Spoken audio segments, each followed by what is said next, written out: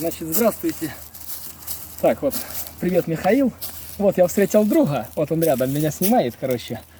Ну, я удивился даже на поле. Ну как, в лесу. То есть, он жарил сало. Ну, и я как бы присоединюсь к этому.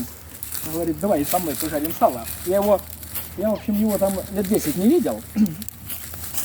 Так что, и вот, как бы это, решил пожарить сало. Ну, тут мы с ним разговариваем, типа, о разном, как бы это, что раньше там в школе учились. Ну, в общем, спонтанно все случилось, как бы это. Так что, сальца пожарим, посидим, поговорим.